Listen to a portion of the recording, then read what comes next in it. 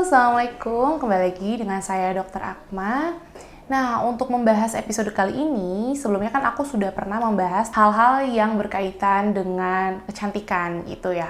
Nah, untuk episode kali ini, aku mau membahas tentang aman nggak sih pakai produk yang mengandung injeksi whitening, atau aman nggak sih suntik putih dilakukan dalam jangka waktu yang panjang.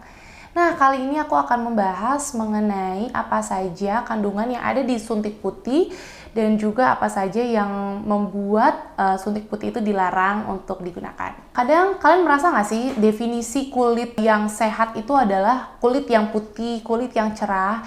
Karena memang udah banyak banget gempuran dari Korean style masuk ke Indonesia, dan itu membuat orang-orang kita, orang Indonesia, merasa untuk definisi kulit yang sehat itu adalah kulit yang putih, padahal belum tentu loh. Nah, untuk itu aku mau membahas tentang apa saja sih kandungan yang ada di injeksi whitening. Nah, yang pertama, kandungan yang sering ada di injeksi whitening adalah ini dia, vitamin C.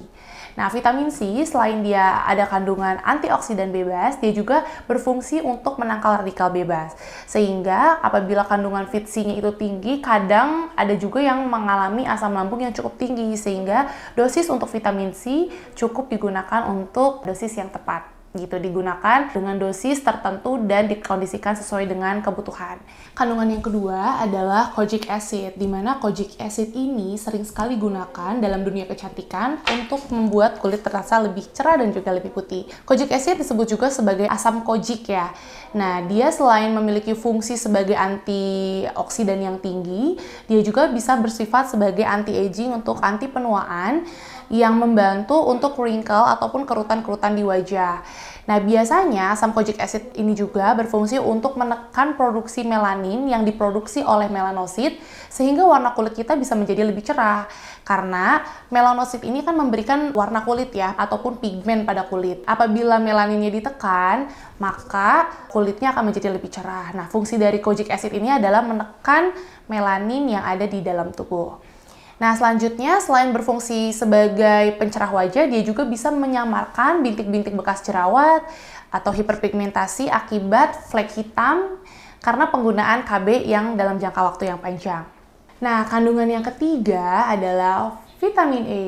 Siapa sih yang nggak suka pakai vitamin E?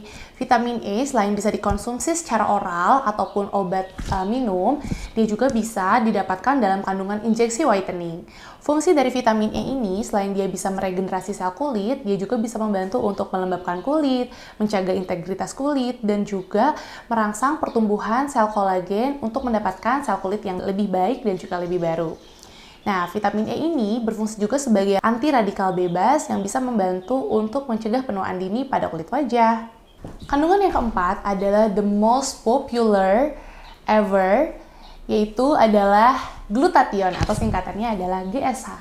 Nah, glutathione ini sering sekali digunakan oleh para tenaga medis kecantikan untuk digunakan sebagai anti-aging dan juga antioksidan terbaik untuk saat ini gitu.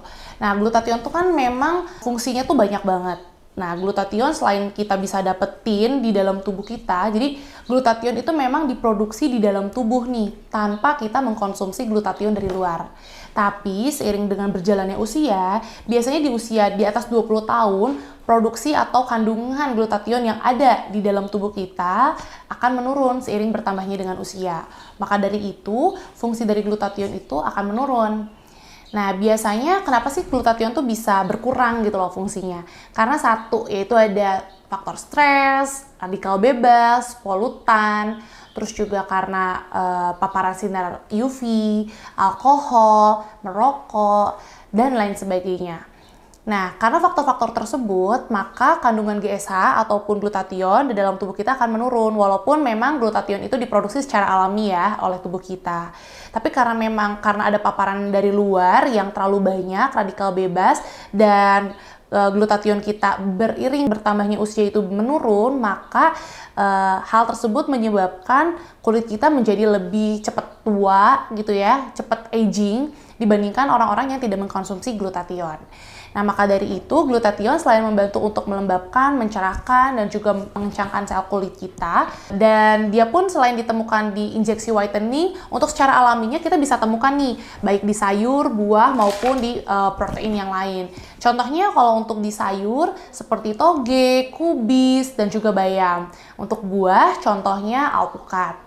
Nah, untuk protein-protein lainnya, glutathione juga bisa ditemukan baik di daging ataupun di telur. Jadi gimana untuk glutathione kalian? Apakah sudah tercukupi atau belum nih?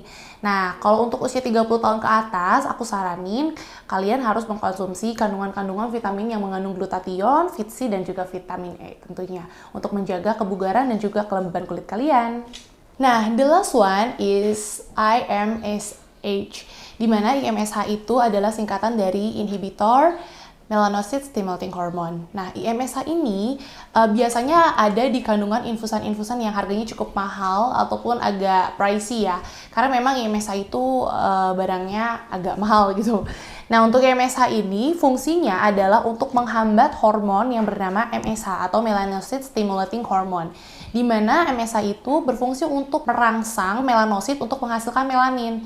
Nah, konsepnya itu adalah ketika melanin yang diproduksinya itu cukup banyak, maka warna kulit akan menjadi lebih gelap. Nah, ketika melaninnya sedikit, maka warna kulit akan menjadi lebih terang. Sehingga konsepnya adalah kita harus mengurangi produksi dari melanin. Nah, disinilah fungsi IMSH diperlukan, yaitu untuk menghambat produksi hormon yang merangsang melanosit untuk menghasilkan melanin, agar warna kulit kita menjadi lebih terang dan juga lebih cerah. Selain membuat warna kulit kita menjadi lebih cerah, IMSH juga bisa membantu untuk menjaga kelembaban tubuh, kelenturan kulit, dan juga menjaga integritas kulit, sehingga warna kulit cerah, glowing, dan juga kencang. Nah, untuk gejala akibat penggunaan suntik putih atau injeksi whitening itu ada cukup beragam, karena memang di kasusnya di klinik itu banyak juga ya.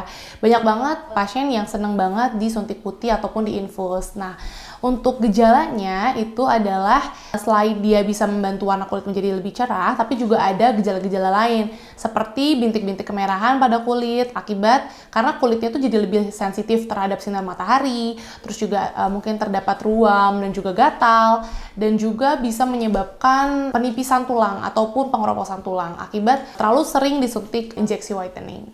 Selain fungsi dari suntik putih, aku juga pengen ngasih share tentang apa aja sih yang bisa menjadi efek samping atau side effect akibat suntik putih gitu ya. Memang nggak semuanya pasien mendapatkan side effect dari suntik putih. Banyak juga pasien-pasien yang banyak sekali mendapatkan manfaat dari suntik putih. Nah, tapi kan nggak menutup kemungkinan, dan aku pun tetap harus share tentang side effect yang dimungkinkan karena penggunaan suntik putih dalam jangka waktu yang panjang dan dengan dosis yang berlebih tanpa pantauan dan juga anjuran dokter. Ini dia ada beberapa isu ataupun efek samping yang disebabkan karena suntik putih. Yang pertama, pengeroposan tulang. Yang kedua, siklus mens yang tidak teratur. Yang ketiga, efek dari menopause yang lebih awal. Dan yang keempat, kulit tampak lebih hitam dan juga belang. Nah, dari 4 efek samping yang disebabkan karena suntik putih, banyak juga fungsi yang didapatkan dari suntik putih. Nah, biasanya tadi kan udah aku sebutin ya, karena dia memang sebagai antioksidan, terus juga bisa membuat kulit menjadi lebih cerah, lebih bersih, tidak membuat kulit warnanya jadi lebih merata dan juga tidak belang. Tapi alangkah lebih baiknya teman-teman kalau misalkan mau suntik putih bisa langsung datang ke klinik kecantikan tempat kepercayaan teman-teman supaya lebih ada legalnya gitu loh. Dan semoga video kali ini bermanfaat. Buat teman-teman yang merasa video ini bermanfaat, jangan lupa like, comment, dan subscribe, dan juga share ke teman-temannya supaya aku makin semangat bikin videonya. Oke, sekian aja video aku. Dah.